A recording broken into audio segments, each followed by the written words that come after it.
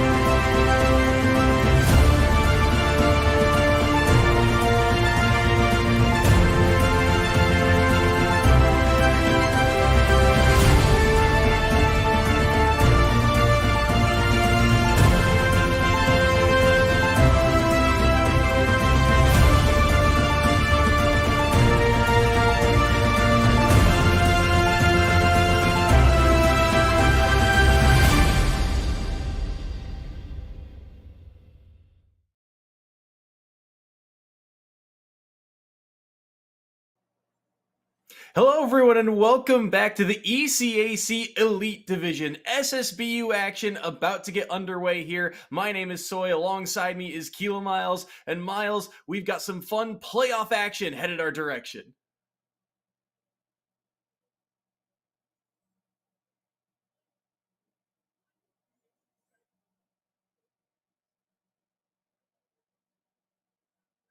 Oh, it looks like, I'm back.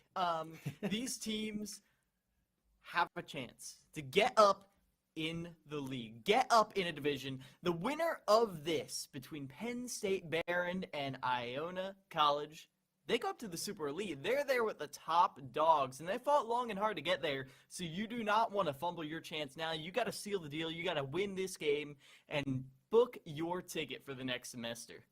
Two of the top teams out of the Elite Series here. Iona, they went 6-1 in their round robin play, coming out as the #1 seed in Elite Group 2. They had a playoff victory not too long ago against Florida Atlantic, who snuck into the playoffs in the final week of the regular season. They 2-0'd that group to get to this point. On the flip side, Penn State Behrend, a little bit tougher of a draw, but they also went 6-1 in their group, #2 seeded out of Elite Group #4, and they beat NEIT 2-1 in that crew battle. So seemingly a very close matchup is what we're destined for here, but it's enticing to look at the lineups and the characters brought to the table by both of these squads. Yeah, and we're going to get a first taste look because it looks like these gamers are already raring for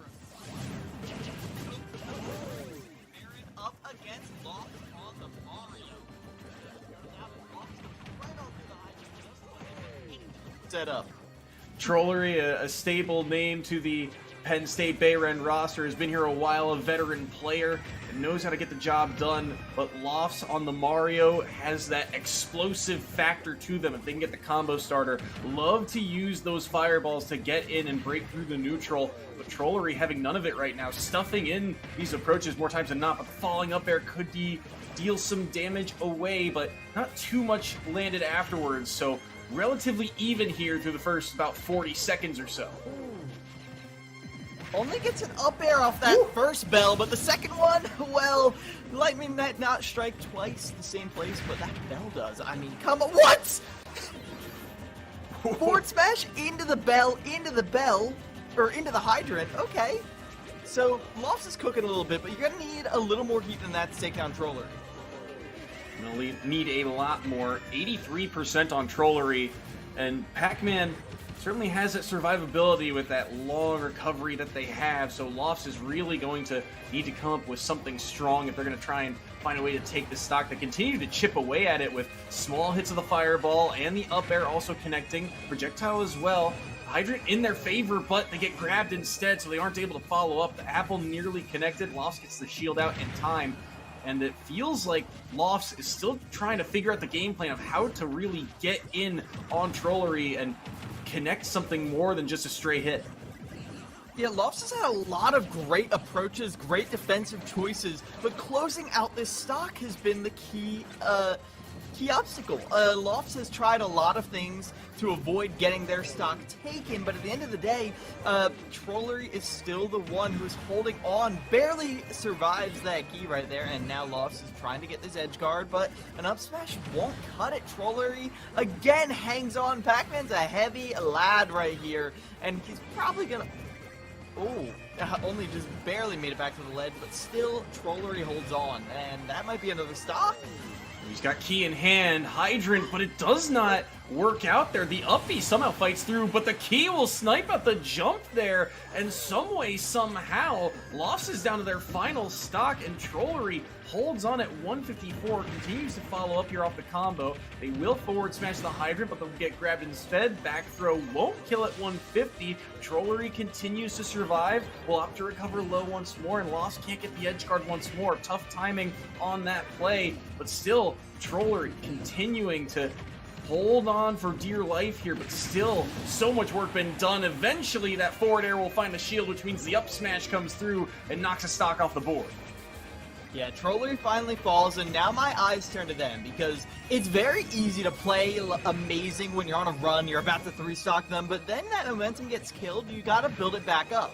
So we'll see if Trollery is able to do that right here, finish their food, or if Lofts will be able to get another one, but right here, it's looking like Lofts is not really able to find any stable ground. Lands on the platform, goes for an up air, but again, they just keep getting counter hit every time they go in for a combo, avoid the bell, but then what? You get grabbed!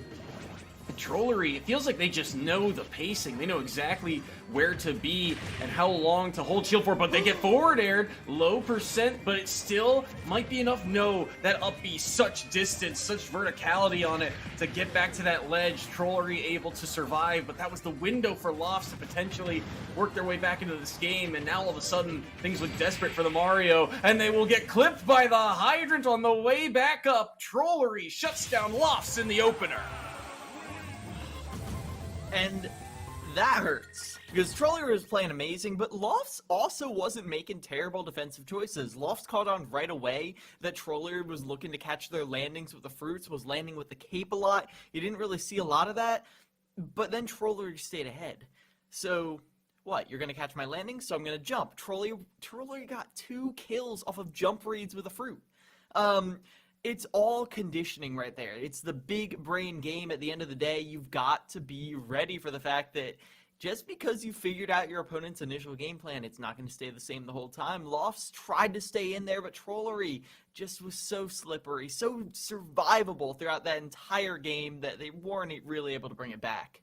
The other thing about it, too, is that you think of Mario as a character with a lot of kill power, not just in the smash attacks, but a lot of those aerials are ways that you can take stocks off the board. And I think Trollery was very aware of that, knowing what could kill them in those scenarios, and just patiently holding shield a second longer or rolling away at the right time, just knowing how they could potentially drop their stock and making sure that they avoided those scenarios as much as possible helped Trollery stay alive. And now because of that, it's a full 2-stock lead for Penn State Behrend as Iona now get the chance to counterpick. And this is where it gets a little tricky, because in most cases, I would say the Mario is a great pick into the Pac-Man, and Lofts was demonstrating a lot of the reasons why, but Trollery, oh my gosh. First of all, the jump reads, I gotta call it out. Just hitting raw keys in the middle of the air, it doesn't usually happen. And the bell into the bell, Trollery is amazing at forcing their opponents into panic situations, scrambles, and then having an option already there to cover whatever they're going to do out of the scramble. And Enrique the Pigeon, who's going to be coming in next, has to be painfully aware of that. It was the bane of Loft's existence, and now they got to deal with it on the Terry. 2 stocks on Trollery, 3 on Enrique. We'll see if Iona can bring it back. Iona and Terry, a dangerous duo. Enrique the Pigeon, a newer player to this squad, but one that they have really put a lot of trust into. A lot of big performances from this Terry helped Iona secure that #1 seed out of group number 2 here. So we'll see how they fare against Trollery's Pac-Man as we go back to PS2. We've Good damage landed early here, 44% already. That kickflip is ill-advised, and all of a sudden it's forward airs galore, looking like Puff from Melee, and it will be enough. Enrique the Pigeon doesn't have the jump, which means that stock number 1 eviscerated. And this is where it gets scary, because Enrique the Pigeon, you're like, oh, strong start. Now you have to be like, okay, anytime Enrique's not in center stage, they're in danger. Ooh. That right there, Trollery gets it up there, up the throw though, and I love that. Trollery knows when they don't have a combo, so they just shield and wait for Enrique to push a button, mess up, and then Trollery's defense options get him. Did I blink? There's 2 stocks gone, Soy! The up B gets pineapple, they don't ride the ledge back up, and all of a sudden, you're right, 2 stocks off the board. And Trollery still holding their 2 from the start of this match, although it might be all for naught. There we go, jabbed into up B. That will confirm stock number 2 of Trollery off the board here. So 1 stock apiece, but still a full lead here for Penn State Behrend. And this is where things can get tricky here. Iona does not want to let this one really slip away. They don't want to drop 2 players this soon into the first crew battle of this best of 3. Trollery, you have eaten a lot of percent here, though, through this sequence. 102 and forced high here. Enrique the Pigeon doing a pretty solid job of making sure the Hydrant also never stays on the field for that long. We're still looking for that 1 killing hit. Enrique goes around and then goes straight up for that clip kick. Guys are not gonna do it yet, but I'm liking the aggression right here. I would love to see more non-committal options, though. I'm seeing a lot of dash attacks, a lot of side Bs from Enrique. I want to see jabs, down tilts, something that's going to confirm into these big moves. Otherwise, you're opening yourself up to punishes from Trollery. Oh, they just do raw up B out of nowhere, and that will catch Trollery, and that will be the end of the Pac-Man run. Iona knocked down the first member of Penn State Behrend. Yeah, and now, okay, Penn State Behrend, they're down their first player. They're down that battering ram, and Iona, the bleeding isn't stopped, but they got like a CVS Band-Aid on it. So, like, now you can take a second to think. What can you do from here? Now, Enrique is going to have a scouting opportunity, if not the ability to take a few stocks. And I feel like Terry is not a terrible character to be on in this situation, because at the end of the day, you can really put some work in, put some damage in. I mean, you saw that 40% out the gate against Trollery, but Enrique has to hold on to that lead, and that might be hard because I see Aries coming in next. Aries has been a very dangerous player, one of the anchors of this squad, very frequently has been held to that kind of third place role, but here being bumped up in the lineup as they'll see if they can clean up the last stock of Enrique the Pigeon. But Aries, a very capable player, and I think it's going to be interesting to watch because something I think we've seen from Enrique a little bit and Aries over time here at the ECAC is that both are pretty adaptive. One thing I was noticing through that last match for Enrique was the number of times they were using the specials in the air, because Trollery was just spending so much time off the ground, whether it be through throwing out the hydrant or charging one of their many fruits. Either way, using things like the kickflip, like the down B to kind of change the angle and change the point of attack was what helped, I think, Enrique gain the edge in that matchup. Now we get to see Aries step into the ring. How do they deal with that adaptivity? Aries is a player who's all over the place. I need some astrology people to tell me if that's like indicative of something, but I mean, we were doing some research before the game. I found one character. Soy has other characters in his notes. Then the Donkey Kong coming out, surprising both of us. So Aries clearly demonstrating some volatility, some improvisation in their character choices. And I'm always a little scared of players who play like that, because at the end of the day, they're either doing it because they don't know what to do, or they're doing it because they don't know what to do because they've already done everything else. Yeah, and in a matchup like this, too, it's also a little scary to pick DK into Terry, right? The big body becomes combo food for a brawler like Terry that can quickly rack up damage, and you already see 84. But I've said it before, and I'll say it again, it just feels like some of these heavyweights in this game are built for taking stocks, and that's all Aries has to do to maintain Penn State Behrend's lead. They nearly have it off of that cargo throw up there. At 91% now is Enrique, but this is where things are dangerous. In the red, can they convert? Can they find that strong hit? 120 onto Aries, and they do grounded up B. That will get punished. Knocked off stage is the Donkey Kong. Aries will recover low here. Dash attack nearly connects, but it will be jab jab up B to knock down stock number 1. Beautiful conversion right there. Exactly what I wanted to be seeing. And it gives me hope for later on in Enrique's performance. But with a mighty clap, Enrique's out of here. Aries is going to be putting Penn State in a very winnable position right now. 2 stocks remaining on that Donkey Kong.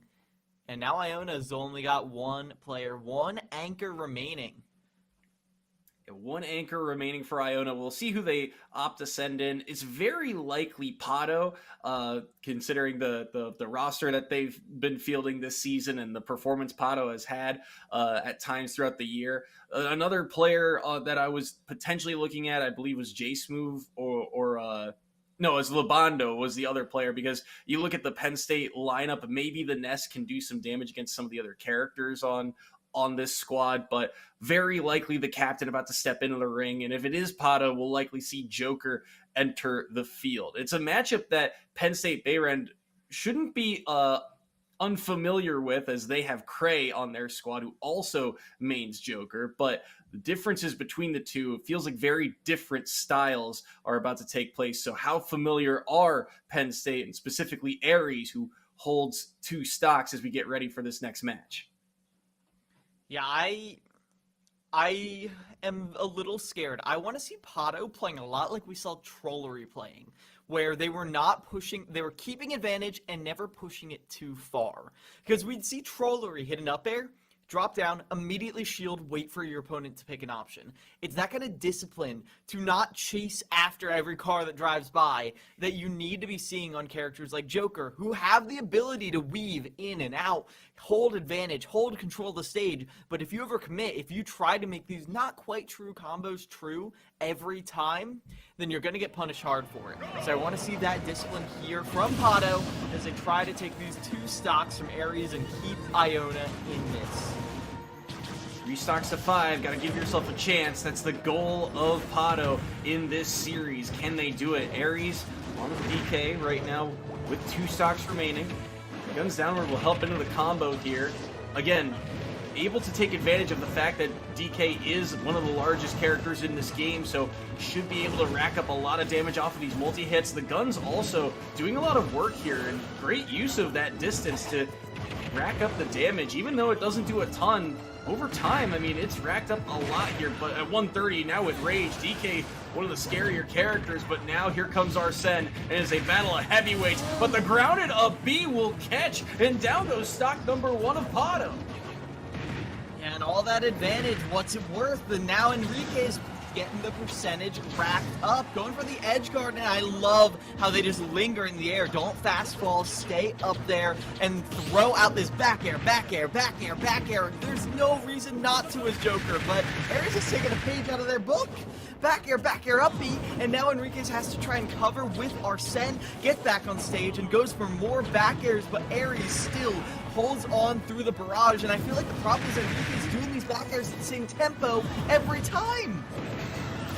Oh, and the up tilt will kill too. With all that rage, they catch the very top, and that's all of a sudden 2 stocks gone. But there's the drag down. Those are the combos we're looking for as this match goes on. They get the drag down of the up air into the up smash, and another stock off of Aries. But it's 1 apiece here. It's Iona's last chance in this first crew battle. And look at the combo game here. Aries, knowing exactly when to pull away, does not want to get reversaled, has the lead and does not want to throw it away, wants to end this if he can. It is back and forth, but it is Aries knocked off stage here. Pressure on now. Donkey Kong in the corner, doesn't have too many options. Forward tilted off stage once more, but he can't get the guns to help him trip up that recovery. Instead, Arsene is out to play. Boy, this recovery is very scary. One down is all they need, but goes right through the up B. The very thing that killed them on their first stock, and Pato has no fear whatsoever. Back air trades with back air. Aries has to recover, and then Pato goes low. Pato trying to recover right now, trying to force Aries into an uncomfortable situation, but they can't get the wobble. Instead, it's the grounded up B. Is that enough? No! Ooh, he used that jump so early, and Aries was looking for it, but there's the back air, and that will actually do it outright. Aries unable to survive, and Pato keeps Iona's hopes alive in round 1. Just barely. There were a couple DBZ moments where it looked like the clash was gonna go Aries' way, but Pato was able to maintain control, stick to their game plan of, well, they either have to land or jump at some point, and those backers are gonna hit one of those areas, because one full hop, you're just gonna see just swinging that sword right behind them repeatedly. And that's what I think eventually end up taking it from Aries. It is a tough spot here now for Pato because they really struggled to take those stocks at points, and also dropping that first one so early. Aries with the grounded upbeat call out there, catching them just fading away off stage, was really a big turning point to take that stock off the board. All of a sudden you have the lead. It does come down to being a close match at the end, but Aries falls, Pato holds on to one stock, and now a very tall task ahead of them, because very likely Cray entering the ring, and Cray, a joker of their own, the Ditto, but down 2 stocks. That is a tough task for any player at this level. It is, because you're going to try to trade, and they're going to always have the correct range for it. I'm seeing some interesting characters being hovered here, but at the end of the day, yeah, Pato,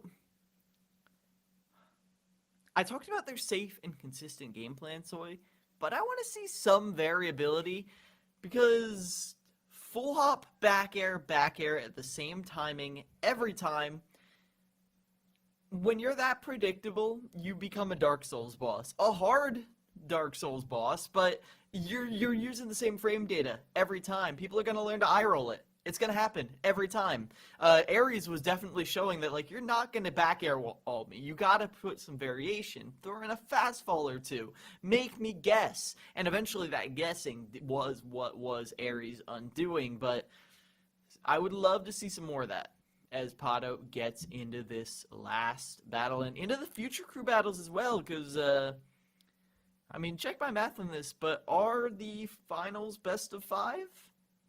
I believe semis, we're getting words, semis and the finals are best of 5, so a long series ahead of them, but they got to make it through here first. And again, a tough task ahead of them. Pato 1 stock remaining. The other thing too, I think Pato a little bit of a kind of momentum player in terms of the longer they play, you can start to see more of those combos come online, right? It feels like at the start, they were able to get some good damage early, but then being able to secure stocks off of the drag down up air. That's more of what we're kind of looking to see at those low percents to find those windows. Because you are right. If they don't mix up the timings, they'll get punished for it. Aries was able to survive because they figured out those timings. On the other hand, though, Pato, once you saw them gain the advantage, it just felt miserable for Aries to try and get out of it, even out of the corner. And you can also see moments too. For example, Pato dipping low, I believe, on 1 stock remaining and then losing Arsene on that recovery. He's probably going for a ledge trump there. But it's a question of, are the hands warm enough in that moment? We'll see how warm they are as Cray enters the ring for the Ditto. All right. 3 stocks, 1 stock. How is Pato going to try to hold on here? I feel like you've got to play a very aggressive edge guarding game when you see Arsene come online. Because you know the timings, you experience them all the time. And if you're able to punish that Arsene whenever it comes out, you're going to make Cray think twice about taking any damage using any Rebels guards. Gets the up B grapple. Not too many players able to sneak that one out, but You will get a little bit of extra damage, and now all of a sudden Arsene put in a lot of work here. Joker, a very good character at edge guarding themselves, but able to weave around it was Cray in that instance. And now a battle of Arsenes. But look at this, the first hit and the follow-up will rack up the damage. Back air gone. Arsene for Pato about to disappear, and he wanted the big swing off the back of it, but now the gun's downward. Can they intercept the recovery? Not this time around. Downer will actually knock them back onto stage at an odd angle, but both above 90% here, trending into the red. And Arsene about to disappear for Cray as well. Force a low recovery, guns intercept, but they will make it back. Rebels guard dragged down, but Pato can't get the down smash. Instead, it's Cray with the reversal, going off stage, but an early recovery from Pato, using those iframes to get past. Now they're in center stage, looking for a down air, back air, anything that can. Tech chase doesn't go Cray's way, and now Pato gets an opportunity. Up air will finish the job. Pato's still in this. Little bit of a scramble, but he finds a way out of it. But he is at 133, and Arsene about to disappear as well. Cray knows they need one strong hit, and it looks like they might find it from center stage, but the down air or down smash does not take the stock quite yet. Forward air will knock Pato back across the east side, but won't be able to recover here. They will be able to snap back to the ledge. The down smash again. These drag downs are opportunities, but they just can't find the strong hitbox afterwards. Nearly able to steal that stock away with the back airs. Neutral air will not be able to do so. Now another one, another edge guard attempt. Pato putting on the pressure here and putting on a clinic with these aerials, but still won't be able to take the stock. Gun into forward tilt won't connect either, and Pato surviving for as long as he can at 173. The hourglass hits 0 though, and the down tilt will kill. Set number 1 goes to Penn State Behrend.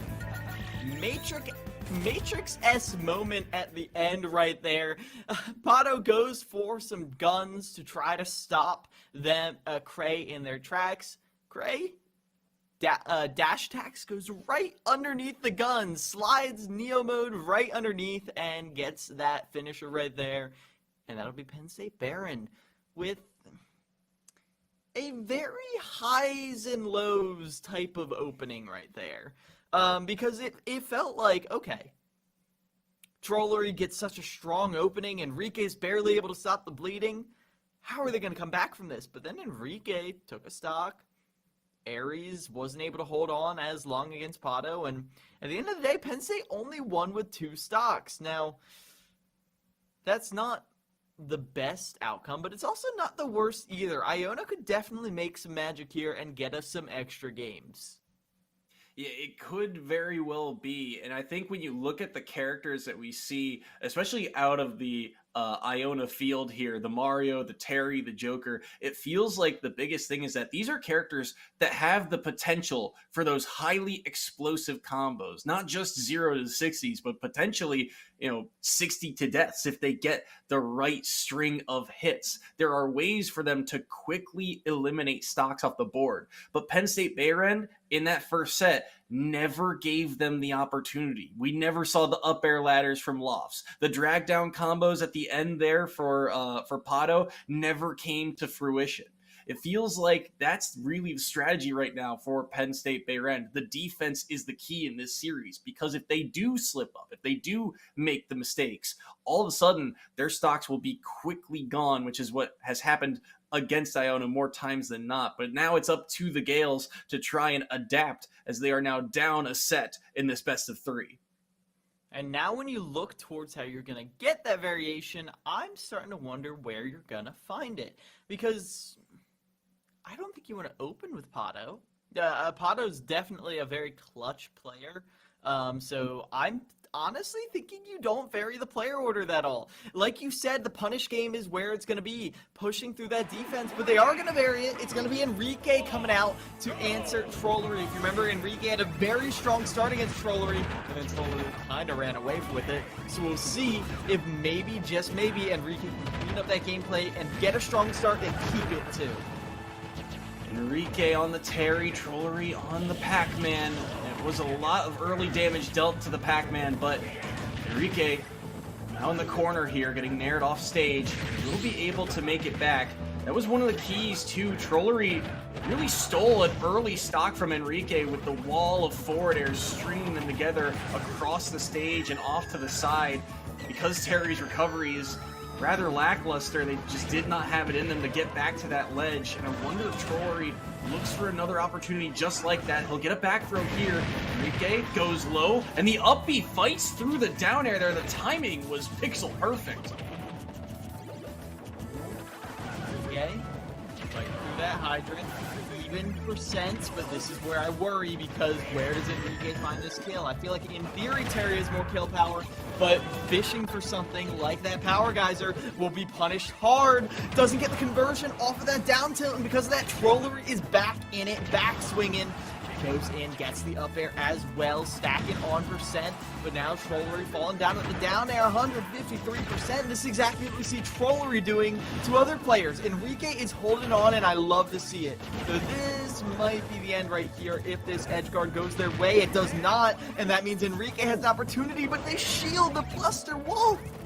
Huge opportunities for both there. Somehow Enrique gets out of that ledge trap situation and still doesn't come up with the kill, but he might find it here. This time you won't escape the Buster Wolf. Down goes Trollery's first stock. Enrique's might be soon to follow at 170, but he won't die to the key or hydrant quite yet. Apple will cover some space as well. Trollery looking for a way to tie this without dropping too much afterwards. Gets a forward throw, no kill throw from that position either. And here he will find a forward tilt off the roll from ledge. So Trollery unscathed on that second stock, able to tie things back up. Ooh, and good use of the projectiles. I feel like Trollery always has the perfect amount of percent stacked onto the hydrant to get little bits of extension off of it, but now air dodge in. Enrique doesn't get punished for it, and I love how Enrique is playing so close to center, well aware of the fact that they lost a stock of 0 in crew battle 1, not able to grab them out of that power dunk. Enrique takes an early second stock. Trollery, who was a big part of Penn State Behrend's game plan last time, is on the verge of being taken down by Enrique. Big opportunity here for Iona. Penn State does not want to give up these stocks so easily. 72% right now on Trollery. Rolls behind to get the hydrant damage. 76 to 72. The fight for center stage is on, but Trollery has not had too much time to charge up these fruits, and even the game plan of calling out jumps has gone awry for Trollery. Not as many opportunities. Enrique playing smarter around the outside of the stage. Won't be able to get rid of the hydrant quite yet. Gumby's on top of it. Bell catches as well. Can he get the follow-up? No. Just waiting to see what the option would be. And Power Guys are just barely unspaced and not able to connect quite yet. 123 onto Enrique. They go for Buster Wolf across, trying to catch the fade away, but not enough to track down the Pac-Man quite yet. But the hydrant will have them escape that jab combo. Apple connects, and Terry still survives. Oh! Bounces the apple up off of the hydrant's water spout into Enrique. What a saucy little punish, and you better have a good punish here. Just a charge fork smash, nothing fancy, love to see it. Enrique takes down Trollery, which puts Penn State Behrend behind. Iona grabbed their first lead of the day over Penn State Behrend. A one-stock lead, but a lead nonetheless. This one a lot closer between these two. No real early stocks given up by Enrique. The big factor, stock number 1, they live up to 170. They take that first stock. Stock number 2, they find a way to catch Trollery probably not DIing right. If you're going for a grab at the ledge there on that down B as it comes in, he's probably looking for a back throw and goes with the hit to fall in that second stock, and that's what gave them the lead, and they're able to hold on with that one stock lead now as we get ready for Penn State Behrend's counter pick. Now, Penn State Behrend is a team that I feel has shown different clutch players every single crew battle. Like, there's never really a clear carry player, because I recall last time that, like, Trollery comes out, Trollery is the carry. Then all of a sudden, Ares is. Then all of a sudden, Cray is. At any point, any of them are capable of taking 5 to 6 stocks, and that is what worries me right here, because Trollery had their turn, Iona adapted, now who's up to the plate? My guess is that Ares drops the Donkey Kong and maybe goes to a Wario, maybe goes to a Ness. I think I've seen a Wolf from them before. A lot of different things in the pocket right there is Iona. Well, I remember saying this when Enrique was on one stock last time. Not a terrible place to be as Terry. A very explosive character. There is a very good chance that Enrique could do some real damage here. You will have to see who Penn State opts to go with, and I agree. Right, it feels like Aries is probably going to be locked into that second place just because of the number of characters that they have at their disposal. They can play that counter pick game. On the flip side, Cray again. Yeah, I like what you said. It just feels like Penn State. They don't really rely on one anchor here or there. Everyone has filled that role at some point. I'm fairly certain in the fall, or maybe it was even last season, that Trollery was the anchor. Trollery was the guy at the end of the lineup that you were going to have to break if you were to beat this squad. But here he is leading off instead, and that puts Penn State Behrend in an odd place now that they have to try and find a way to fight from behind. We see that the Ness is locked in, which signals that Aries is stepping into the ring here for player number 2 for the side of Penn State. Can they shut Enrique the Pigeon for Iona, or can they extend the lead for the Gales? We're about to find out. Stage locked in, PS2, I believe. Let's get this match underway. Oh no, Hollow Bastion got picked instead. Apologies. Interesting choice for me. I feel like Aries can get a lot of stage control here. Some platform extensions. But also, I don't know, I feel like this also does nullify a lot of Terry's strength. I was thinking of like maybe you wanted something with a little bit shorter sides, but Ness is going to get a lot of mileage off of the fact that Terry is not that hard to edge guard, and so Aries is going to be looking to play around that a lot more. Now Enrique doesn't have a big body to combo either, and even though you might be able to damage that shield, it is going to be Aries stacking up a lot of damage. Just an odd distance game to be played between these two. Enrique able to burst through, get a good amount of damage. It's a matchup that Enrique should also be at least weary of, or at least practiced in, with Lobondo being another substitute on the Iona Gales roster. On that Ness, it's a matchup or hitbox that they should at least be aware of, and you can kind of see that in the way they're moving a little bit. 86% right now onto Aries. The forward tilt will knock away Terry after that down B. Again, just barely unable to catch Ness. And now a grab comes through, back throw off stage. Aries will have to hold that jump and use the aerial to get back. Strong hitbox at back air will knock Terry off stage. Enrique trying to make it back. They get upbeat back on and go now online. An opportunity, won't be able to find it, but how do you play around this kind of burst distance now that Buster Wolf can cover most of this platform? I think the one advantage that Enrique is leveraging here a lot is the fact that Aries can't just hold otherwise that up will clip him just like it clips him there. After that jab, Enrique already repeating exactly what they did last time, taking some serious stoppage. 69% on them. No power dunk for you. Couldn't convert. One jab, that's all you need. Unfortunately, the back throw will do it, and Aries is able to sort of even things out, but not before Enrique was able to take that stock and keep Iona in the lead. Once again, a very close game, but the edge, once again, this time around, goes in the Gales' favor. Enrique takes the stock, gains that advantage, so a one-stock lead as Iona will now decide who to send in next. But Aries able to even things back up with that back throw. But this is what I was talking about with that explosiveness, right? Terry, a character that can blow up stocks very, very quickly. And you saw that go online, 0%. And all of a sudden, 0 became 30, 30 became 60 off of that Buster Wolf. And that is the power of the Iona lineup. One mistake, one small mix-up, and you just ate 60% for it. And eventually, Aries able to get out of that situation thanks to the back throw at the ledge. But still, these are the windows of how Iona has won this season, and now they're starting to find the gaps in those opportunities. And Iona, their impetus to counterpick right now, Joker and Mario. I feel like neither of those characters are someone you're like super excited to play in an S. But I feel like of the two, I would rather see a Mario.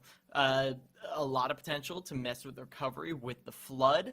I feel like Mario just has a faster recovery. I mean, specifically when you are not in tether mode, because the second you're in Arsene, Ares is going to stroll leisurely over to the ledge, hold up smash, and you are going to die. Every time. Until Arsene is gone, you will get edge guarded. So I feel like Mario with the potential to slip above the ledge, you have a frame 3 out of shield, fastest out of shield in the game, bar Game & Watch, on par with Game & Watch actually. So you're going to be able to punish a lot of this aggressive button pushing from Ares. I think Lofts would be a welcome sight for sore eyes if you are Iona. Lofts also an interesting matchup in terms of the fact that we saw numerous times Lofts' game plan for breaking through neutral was to use their projectile to that advantage. Doesn't necessarily work as easily if Ares is locked in as that second player because of Ness's down B. The absorb heals back up. Now they can get punished afterward, but that's all about the spacing of Lofts in the first place. So an interesting matchup if that is locked in. Lofts has also played a couple different characters. The Mario has been the most frequent this season, but in previous seasons there was a lot of Roy, there was a lot of Falco thrown into the mix, so maybe that on the docket, but we see them locked in here. So here we go, a 1-stock lead for Iona. You see the Mario on screen, it's Lofts entering the ring. Can they continue to hold this lead for Iona, or will Ares battle it all back? A 1-stock lead as we go back to Hollow Bastion. Hollow Bastion, Lofts is going to be holding this center platform like their life depends on it. Like it's the only door in the middle of the iceberg. You've got to stay in the center where you can get combo extensions, where you can get the potential for edge guard situations with a back throw. But it also opens up for Ares too. This is the problem. King of the hill. Yeah, strung together so many up airs there to certainly get the damage onto Lofts up to 70%. They'll snap to the ledge here, and they're able to weave around. Remember, Lofts was also pretty adaptive late in that series. Didn't come to fruition against Trollery in set number 1, but that slower start starting to crumble away here. 120 right now, and Ares about to tie things back up. Lofts is able to snap back to the ledge though. That up B able to fight through. The back air doesn't connect. He finds a down tilt, but he's unable to get the up air off the back of it. And he jumps again. Remember, Lofts got called out a couple times by Trollery for those numerous jumps. Up B from ledge will get punished, and the lingering hitbox will do the trick. It's Ares to tie the game back up. Lofts walks head first, stomping into Ares and doesn't get the grab, and now is forced back into a zoning game. But a whiffed up air is all that Ares needs to get some very scary setups going, but can't convert that edge guard. Goes for the cape out of hit stun. Ares is not perturbed. Gets the edge guard again. The cape delay does nothing for him. Pops up again. Lofts struggling to land, and just like that, it's even percent. And now as Ares tries to get the finisher right there, it is Lofts who is just lingering on ledge for a second. Oh, drop the shield at the wrong moment. The yo-yo swings through, and that will be stock number 2 off the board of Lofts. He's looking for a way to even it back here with that forward air. The back air will actually knock Ares off stage. Flood will force them low, and the angle gets mixed up because of it. They can't snap back to the ledge, and we're back to a tie game, 0-0. But the pressure is on here, and Ares continues to land multi-hit after multi-hit. Look at the chase down. Lofts is starting to get aggressive. He's starting to find these windows. He's starting to read the defensive movement of Ares here, but it is still tantalizingly close. 46-43. Who will find that one combo opener? goes for that option coverage, but Loft stays away, can't get the conversion even with the fireball landing, goes for the hard read on forward smash, gets around the spot dodge grab, and now it's Loft's going for that landing cape again. I feel like it's happened so often, and I don't know, Aries is starting to catch on, starting to get a little bit of a reward for it every time, as just run up grab, an opportunity, RAR back air, Aries pushed away from the ledge, doesn't get the forward air. Woo. Aries is stuck off stage, flooded time and time again, didn't have the jump and he will air dodge back, had to make sure he didn't get caped, or that was surely the game. Now 127 to 73. Ness with Rage might be able to find something here, and they've got stage control, but there's just so many hitboxes being thrown out right now. Lost continues to throw out aerials, and he'll get the parry into up smash. Down goes Aries, and Lost holds the lead. I don't even think that was a parry. Mario's up smash out of shield was just that fast, Soy. It's kind of ridiculous how fast that Italian can throw his forehead. I'm just saying. As now, well, this is the best situation Iona has been in a second. They have an opportunity. And when you look at a lot of these teams' records, it's a lot of 2-0s, 0-2s. You kind of win or you lose. If they're able to make it close here in the quarterfinals, that sets a very interesting precedent right here. However, still got to get through Cray. It's not going to be easy. Lofts, we'll see how they're able to hold on here. Otherwise, it will fall to Pato to clean up, but I don't know. I feel like there was some added adrenaline last time when Pato was in the 1v1, but in a clean 3-stock versus 3-stock against Cray, it's interesting how that could go. So Loft, you want to give your team the biggest advantage you possibly can. Not going to be easy though, like you said.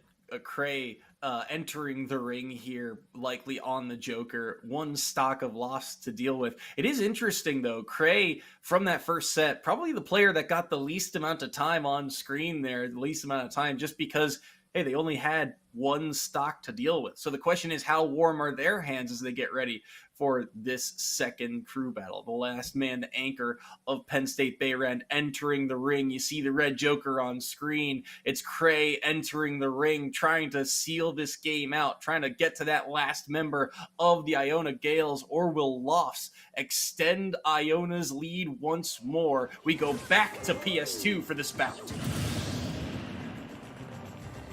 Right, Cray, match point rests on your shoulders. You gotta be aware that if you give Iona a chance to struggle, they're not going to be too pleased about it, as throwing out the ECAC, Cray trying to play discipline, but air dodges right into the fireball, and I am scared because I've seen a lot more of Loft's combo game than I have of Cray's.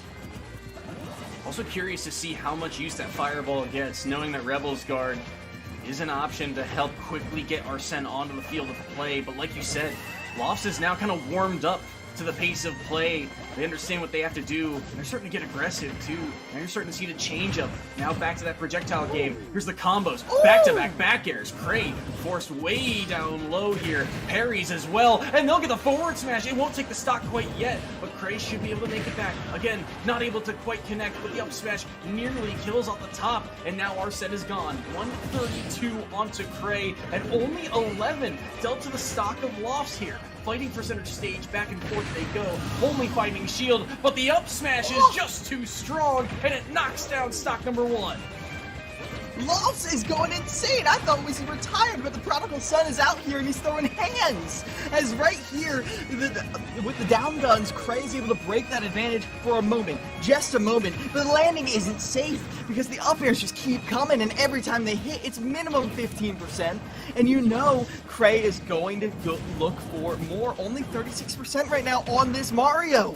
This Mario's becoming a problem now. Look at the damage difference. Only 36 dealt to Lofts since Cray entered the ring, and they're up to 84 on their second stock, and Arsene is about to disappear as well, but they've done a lot of damage now, up to 85. Low recovery, the grapple able to sneak back, but still a dangerous spot. Neutral air to intercept, tried to get the cape once more, but not the second time around. Side B will help rack up the damage onto the Mario. Lost dancing back and forth around the center stage, jumping everywhere, but they will find a back air to knock Cray off stage once more. Reset for the edge guard. The up smash has done so much work, but it will only find air both times around. Another back air from center stage will knock Cray off, and these dash attacks, again, just barely off on the timing. Cray's got to be so careful. He got the drag down, but he does not get the up smash. Loft playing at such a ridiculous tempo for someone who has been one hit from death for a minute, as Cray is holding on, going for a drag down, but Lofts knows it. They're not going to let it happen. He avoids the down guns. There's the back throw. No, it's just Lofts trying to stack up the damage, and they catch the jump with the down air. Lofts is poised to take this whole crew battle and put Iona on match point as well. Difficult spot here. Losses at 122, but he would love to end this thing if he can. Look at that up there, racking up the damage. Arsene about to come online in any moment now. 50% already onto Cray, but you can see the combo starters are so dangerous. They've gone for these forward airs, and they nearly found another one. Counter will knock Lofts away. 74% air dodging around here. Arsene in threat of disappearing. The jabs intercept that smash attack as well. Lofts surviving by not playing defense, but he will get countered. And even though it's all the way across the stage, it's still enough to knock down Lofts. Cray survives. Cray stopping that was insane, because Lofts was coming at him like a freight train. Do you see at the end right there? Lofts did a little backflip over the EHA and then ran straight in, dash attacked under the guns, caught them, and then got a down tilt to... I don't even know. Lofts was playing insane, but Cray knew when the scramble was happening and knew, okay, hold on. I'm losing because Lofts is pushing more buttons than me. Let's make Lofts not push buttons anymore. How'd that happen? Counter. Counter. If it didn't work once, do it a second time. It might just work that time, and it did at the very end right there, because you know every Mario main on the planet sees an opportunity for forward air, they're gonna do it. And that was Lofts' downfall. Still a lot of momentum headed Iona's way, and now we get to see the reverse situation of what we saw from game number 1. It was a 3-1 stock lead when Cray entered. They only needed to take 1 stock off of Pato. Pato locked in here as that third member of Iona. This time around, they have the 3-1 stock lead. Now Cray, the question is, can they do what Pato could not in the previous series? Otherwise, Iona will push us to game 3. But now, after the play of Lofts, you got to feel like Iona, they're all in that room. They're cheering, celebrating. What a performance from Lofts to rejuvenate this squad and get them back into the series. And now Iona is looking a lot scarier than they were game 1. The fact that Enrique took 4 stocks, Lofts took also 4 stocks, and then we see Pato, who we called the anchor. We called Mr. Consistent. This is looking like, unless Penn State pulls something out of their hat, unless Trollery pulls out another big performance, this is looking like a lot more of a winnable game. And Pato went Ken.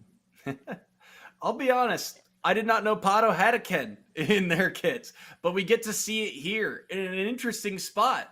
Playoff implications on the line here. If they lose this one, get 3 stock or reverse 3 stock, they are out. It is over. Penn State will advance. So they put it all on the back of this street fighter. Okay. Pato gonna be playing very close to the ground, looking for opportunities to get just one jab. That's all you need. Cancels down smash into the side B, but even that little conversion is not enough, 75%, but they can follow up on the tech chase instead. It will be Pato who's put off stage. Cray tries to knock him up, knock him out, and they do get the kill up the top. Cray already up a stock. Cray up a stock. 75% is a lot when you're trying to deal with 3 stocks, but it is still manageable here.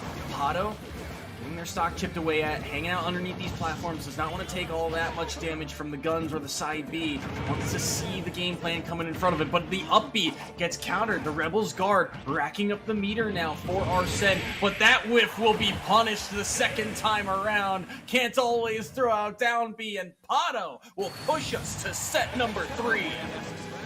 1-1 between Iona and Penn State Behrend, and very well earned at that. Ironically, I was talking about how good Iona looked, but it's the same scoreline. 2 stocks remaining from Iona, just as it was 2 stocks remaining from Penn State Behrend. This is anyone's game, Soy. This is anyone's game right here. And, I mean, if the scales tip the other way, it's Penn State Behrend. You would think that, like, oh, now it's their turn to adapt. But I don't know.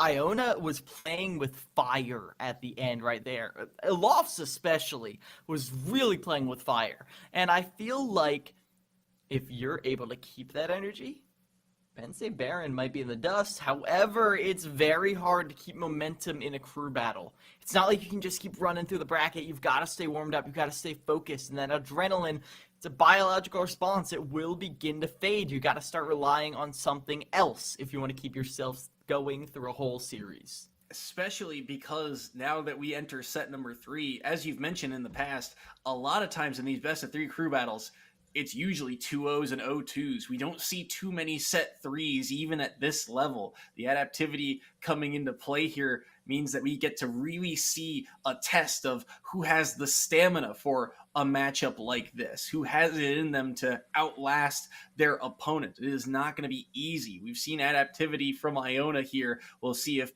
Penn State Behrend can come up with a different game plan. But I harken back to something I mentioned at the end of that previous series, which was the explosiveness of Iona's lineup. They found their windows this game. They found their footing. You saw the momentum change because of it. And that momentum, as you mentioned, it's a scary thing, especially in the playoffs. One hot hand can win you a game, and now that's all either of these teams need to advance to the next round of the playoffs. One hot hand. That's what's scary. Because you know right here, every player has lived up to their, I don't want to say potential, like they've obviously always got room to grow, but like right here, right now, they've played the hottest that they're probably going to play all night. And then if you lose, you know, if I was just playing like I was 10 minutes ago, we'd have won. We would be 3 stocks ahead. We'd be 4 stocks ahead. Instead, I'm playing like I was 40 minutes ago, and that's not good. That's what's scary, because you don't want to burn out. You don't want to lose that little edge you had. And now, as we're seeing a rerun of what happened last time, Enrique the Pigeon taking on Trollery, I find myself a tiny little bit scared. Trollery needs to demonstrate that they can overcome this overwhelming force that seemingly came out of nowhere that is Enrique if Penn State Behrend wants to stay in this.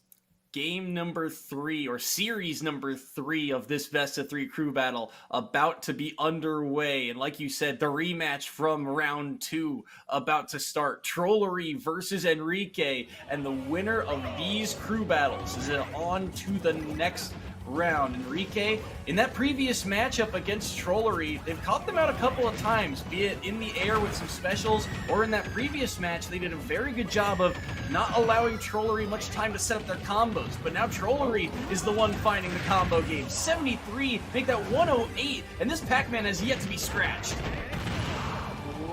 But Trollery's not doing too okay. 50% on the board, and now you're in an edge trap situation. We're able to cover key in hand, drops down the hydrant, and at this point any of those big fruits will kill, and the bell regrab, you know that's Trollery's bread and butter. But Enrique's doing a much better job interacting with the hydrant than we saw last time. It's not being Trollery's win condition like we saw before, but Yank thrown off stage. Now another ledge trap situation. Avoids it though with the air dodge on stage, and now bouncing right back in using Pac-Man's own trampoline. Trollery maintains control, but Enrique is not giving up this stock. It's at least 2 different ways that Enrique has found a way around that difficult ledge scenario. They will fall eventually to the hydrant, bouncing around, they downbeat into it, and now the combo game. Again, another chance here for Trollery to rack up the damage. 46 dealt off that one combo. Kickflip in will help deal some damage to Trollery, but it's only 80% here. Enrique is going to need something more. Hanging out underneath this platform, but they don't quite get rid of the hydrant this time around. The landing aerial gets grabbed as well. Trollery is scouting some of these landings. Maybe an opportunity for them to use their own projectile against them, but only one hit. will only do a little bit of damage here. Wow, so many hitboxes there, and it will eventually fight through into Trollery to do some damage. But now with both players in the red, we're at the turning point of this first game. Burning Knuckle has led to this disadvantage, and it might just be the thing to get Enrique out of it as they're trying to close the distance, but Power Dunk gets the grab. Trollery's going for the edge guard, but you gotta be wary of those tippy toes. Terry is so hard to deal with when you're doing the input recovery, and now Bell lands, goes in for the grab, can't get it, and now with this counter hit, Enrique is off stage again. Good weave around there. That hydrant was surely to connect. They're able to snap to the ledge, the upbeat, the distance. Enrique knows it perfectly, but he gets back aired here as well. He's all the way up to 160. He's doing a good job of surviving, but he somehow cannot find this kill. Speaking of, Bell connects and they don't get the stock. Eventually, that down B will kill Trollery. Off the top they go. And the apple bouncing on the platform catches Enrique jumping at center stage. It's a 2-1 stock lead for Penn State Behrend. Enrique getting some conversions, but it's not over yet. His Troller is trying to play elusive, but they're so aware that a single jab will be 60%, 90% dead. And so Troller plays up high, where Enrique has to commit to an uppie if they want to burst him down.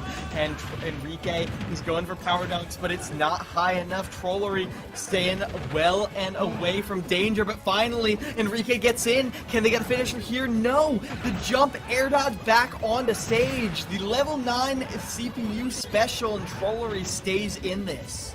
Down tilt at the ledge will knock Trollery off as well. Not much Enrique can do about it though. Go online, Buster Wolf up high, and they are done for. Stock number 2 off the board. It's a 1 stock game yet again, but Go is online for Enrique. Look at all the damage they're racking up. 43 off of that one interaction. Power Geyser doesn't land here. The Bell threatening as well as the Hydrant, but neither one connecting here. Trollery does not want to give up a 3-1 stock lead that they had. The down B will fight through. Trollery's done a very good job throughout this game of catching Enrique's landings, especially on moves like the down B. But the kickflip in is a mix-up, a different spacing, and they do die off the top to Power Geyser and the blue into the sky. Enrique steals game 1. What a comeback as Enrique makes the same magic happen that we saw in game 2, but not nearly the same arc. I mean, if you just look at the storyline, it's like, oh, Enrique beat Trollery 2-1 again. Oh, that's pretty simple. But no, that was fantastic stuff right there. The fact that Enrique was able to bring that back, leverage Go, and catch Trollery where they least expected it. I talked the entire middle of that game about Trollery was playing up in the air, floating above, where Enrique didn't have the burst to reach them. As soon as Enrique was above 100%, the burst came online in the form of that Power Geyser, which took the stock when Trollery was trying to set up the fire hydrant. Amazing awareness, holding on, and now Enrique puts Iona in a very good position. Power Geyser had not hit the entirety of this series. That was the first time it connected onto the opponent. And it killed at, what, 60-something? They weren't at 70 quite yet, but in that 10% window, they catch Trollery up high, and it takes the stock and takes away the first member of Penn State Behrend. But we see the nest locked in for round number 2, which tells us Aries is stepping back into the ring, trying to tie things back up. But whoever has grabbed this early stock, or at least grabbed game number 1, has held on to win the series. Aries trying to rewrite that storyline here. We go back to PS2. It all starts with not dropping this stock to Enrique that you did in game 2. Enrique did not make it easy to not drop the stock, but ultimately you get jabbed one too many times. I mean, if you get jabbed 3 times by Terry, you should lose your stock. And Enrique has been definitely demonstrating that here. Very good awareness when to use that up B as the burst. But this is Aries' opportunity. They can't really get anything big so far, though. Ooh, turned around the grab, and that was the opportunity for Aries to potentially catch Enrique in a difficult spot.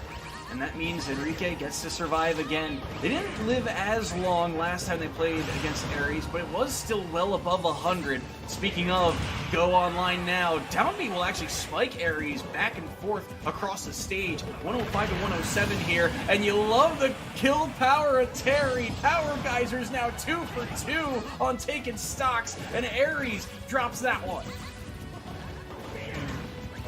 And now, Power Geyser in, Go is online, could combo off of it, but here they go, putting on some good pressure. Up air, though, interrupts the momentum, and if that's the stock, Ares is going to be mighty happy about it, but no, it's Enrique back on stage. Can they get more? Is there more gas in the tank? It looks like it might be, Soy. Power Geyser nearly connected again, but the air dodge around was perfect, and Ares escapes with a forward tilt KO, and down goes the first member of Iona. Ooh. I am a little bit hesitant to be happy for Iona because they are in the exact same spot they were where they won. But a lot of that was off of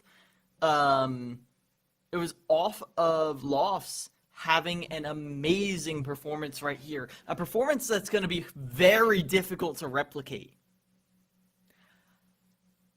I'm a little bit hesitant about putting Lofts in right here. I feel like it's not a bad pick. Not a bad matchup. Like I was talking about last time, a lot of opportunities to mess with the recovery, a lot of opportunities to get big combos. But Lofts right now who needs to prove to me that they can bring back that fire, that hot hand that you were talking about, because otherwise this is going to be difficult for Iona if Lofts goes down and it falls to Pato to clean things up, because that's exactly what we saw in the game one, and you don't want to be repeating history. You want to keep things on your timeline. And remember, too, in that previous series, while Lofts did take a ton of stocks, they had a 3-2 lead on Ares, and Ares very quickly made it a tie game in terms of stock count. I think it was about 130 to 20 by the time that stock comes off the board. And so this is a very close matchup. There was a lot that didn't work initially for Lofts on the Mario, which is why we are now seeing the switch here to the DLC. Pyramithra making its first appearance in this series. Lofts going in, trying to leverage the range here against this Ness, and this is where I am a little scared. Aegis is kind of a swingy character, but, well, if you're gonna keep it swinging your way, keep the swings Ares way minimal at best, then maybe Lofts can make this happen. Dash attacks right back in after avoiding that, and ooh, I'm loving this opportunity right here. Goes over to the Pyra already, down air, up smash. You know, you see so many people go for that, Soy, and so many people don't land it. But Lofts, well, we talked about their consistency before, and it doesn't feel like Ares is ready for this tempo. They've warmed up and they're ready. We talked about it. The swingy characters, Pyra and Mithra, and the way Lofts was swinging earlier fits their style perfectly. And in a matchup like this, Ness traditionally struggles against Sword. It's a tough matchup for Ares to now try and overcome, and they've got to find something, some momentum back here to stem the bleeding. 106 right now onto Lofts, but they've got all the control, and they are out for blood, swinging with the Pyra. Now back to Mithra here. They air dodge around. Down smash will knock Ares away again, and now back to Pyra. Look for a stock here. 86% is kill range for Pyra, especially onto Ness. They're looking for the KO, but they'll find a side B instead, knocking Ness off stage. Ares tries to get back with the up air, and it is ill-advised. Up B will kill, and it's a 3-stock lead for the Iona Gales. Iona on the precipice, the biggest lead they've ever had right here, and now they've just got to bring it all home. Run through Cray, and you have your ticket to the semifinals. Now, Cray's no pushover, but this is a magnificent adaptation, specifically from Lofts, that I want to call out right here. Because if you look at Ares' playstyle, there's one thing Ares wants to do more than anything in the world, and that's hit you until you die. And Ares would do anything to get that hit. Go off stage, drop through platforms, go right on top of you with aerials over and over again. Ares was the aggressive one, and Lofts called it out hard here as They showed remarkable awareness, remarkable adaptation, calling out every drop-through platform, calling out every jump, as now Cray has to deal with this warmed-up Aegis who he's never fought before. Can he do it, Soy? Time will tell.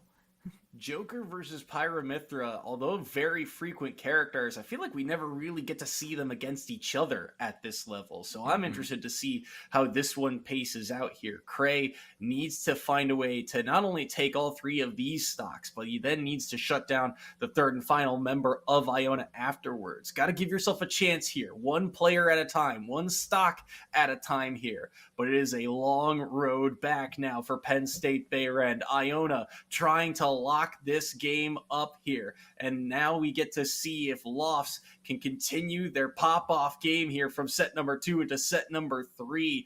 Iona versus Penn State Behrend. Cray, the last hope for Penn State, goes to small battlefield. And Cray getting right into it. No taunt for you, my friend.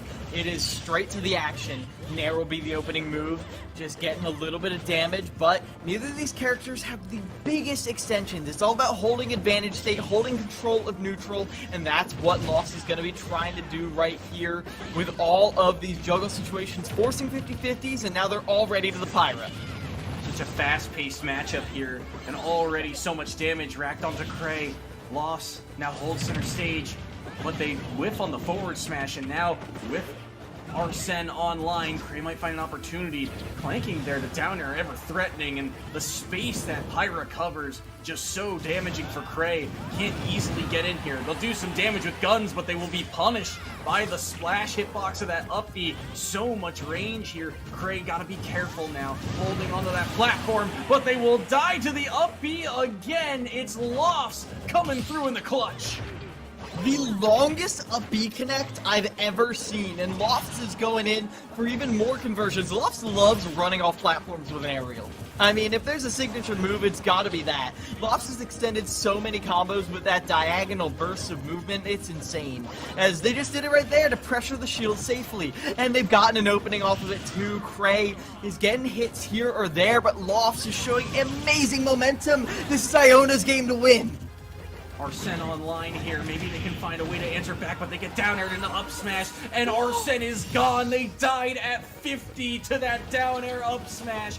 Lofts sitting at 103, and the Gales are looking mighty fine at this point right now. Cray, though, will find the drag down into the forward smash, so another stock off the board, but he needs so much more here, and Lofts already has stage control. Ooh, Lofts putting in some serious damage.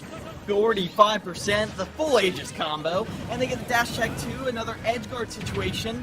Tries to extend their hitbox, but forward smash, an opportunity for an edge guard right here on the Mithra, but they up behind. Cray covers the remarkable awareness. The back air was also good. Oh, but they get caught here, and they nearly die at the bottom. Good reaction, but now things get scary here. Cray has the momentum, but he knows that one mistake could likely mean his stock and the end of the playoff run for Penn State. He gets grabbed instead. Pyra with Rage can also kill Cray here. This is where things get dangerous around the ledge once more. The neutral bees have not landed here for Lofts, but he's trying to mix up the pacing just a little bit. Now another grab, forward throw off stage. Cray, what a Rebels guard to survive. That was everything. That was the stock. And speaking of, there it is. The down smash at the ledge will catch, and Lofts will send Iona to the next round of the postseason. 2-1 victory for Iona over Penn State Behrend, and off the back of all of their players stepping up. I mean, they couldn't have done it without Pato coming in clutch at the end right there, but Lofts, I mean, going from game 1 to their performance in 2 and 3, fantastic stuff. And then Enrique becoming a veritable threat, taking down Trollery twice. The player who ran through and took 5 stocks the first game. Every single one of Iona's players pulled their weight, made that win possible, and that is why they're going to the semifinals. What a close and fun series this was, but it is Iona coming out on top. And like you said, every single player for the Gales in key moments stepping up to the plate. And Iona take down Penn State. They will now play the winner of LIU versus GWU. That's Long Island versus George Washington. So we'll await the results of that match. But congratulations to both these schools for reaching this point, and congratulations to Iona for getting the win here. I believe we're setting up an interview with one of the members of Iona as we speak, so we'll cut to a break to get that all good and ready. So don't go anywhere. We'll be right back with more SSBU action.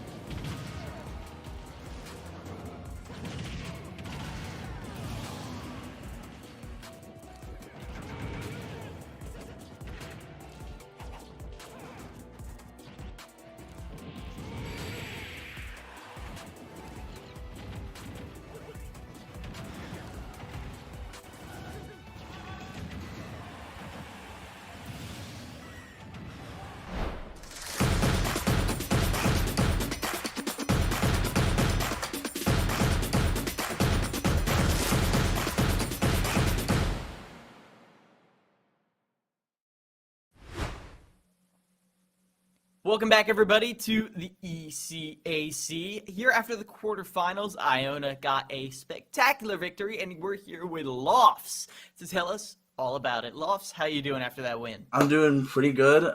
At the beginning, we felt like we were unsure if we were gonna win this. Definitely thanks to the Pac-Man because he was giving me so much trouble and the others.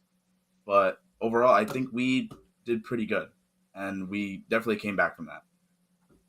Yeah, and I do have to ask. So after that first group battle, you went down. Trollery Yeah. went on a run. What was the change in the team's mentality? Because like even Enrique the Pigeon did not do so well against Trollery in that first set. Like, what was the mental turnaround to give you all the advantage going forward? I think when I went in during the first set, I was having trouble, and we talked, and we're like, okay, maybe Enrique does well against Pac-Man, so we felt more confident sending him in first after we saw how after the first game went, especially since he went in first again. So we felt we had a lot more confidence going from there, and of course Terry has his cheese, so that happened. But we'll take it. We'll take the cheese. So for you specifically in this series, you had a big turning point in that second set with the Mario, and then the switch up in round 3 to go back to Pyramithra. We've mentioned it a couple times. You're one of the more experienced players here at the collegiate level. You've gone through a couple different characters. How'd you end up settling on Mario for this series, and then eventually the Pyramithra at the end?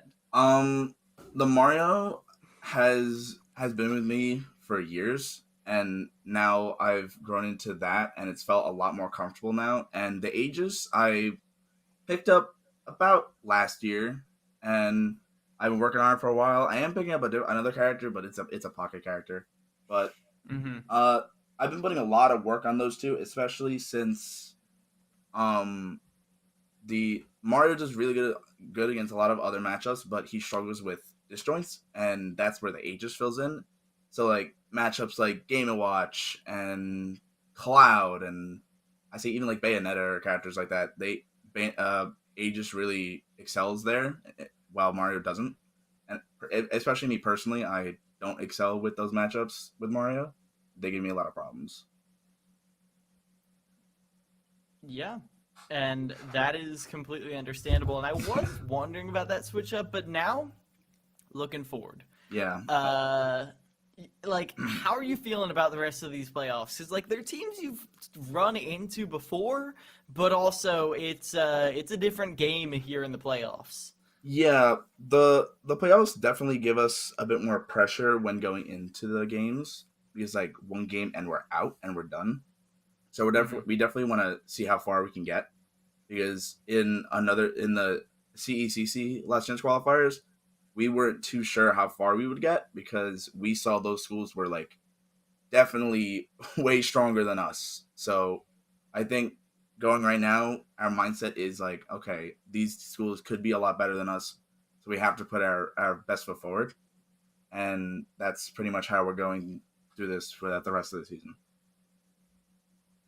You guys looked strong in this one, and now you get the winner of LIU versus George Washington. And if you advance through that one, you get to the opportunity to be promoted to the Super Elite League. That chance is something that's very difficult considering how many schools are partaking here at ECAC. So I guess, is that the goal for you guys, to reach that upper echelon? What was comparing? I guess definitely. From the I'll rephrase my question, but yeah, Sure. because it feels like duh. But it's okay. From the start of the year, to this point, is this kind of how you imagined this journey being like, or was this always the goal to reach this point?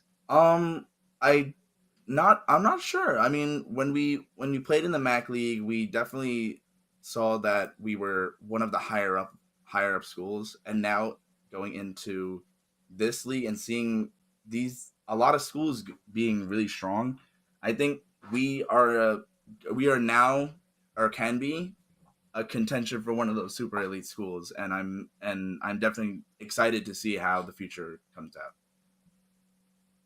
I mean, we both are as well. If this performance was anything to indicate, I think you all have a very bright future ahead of you. So I wish you and the rest of Iona luck, and once again, congrats on your win. Thank you so much. We're excited for the future, and we're ready. We're locked in. We're definitely locked in.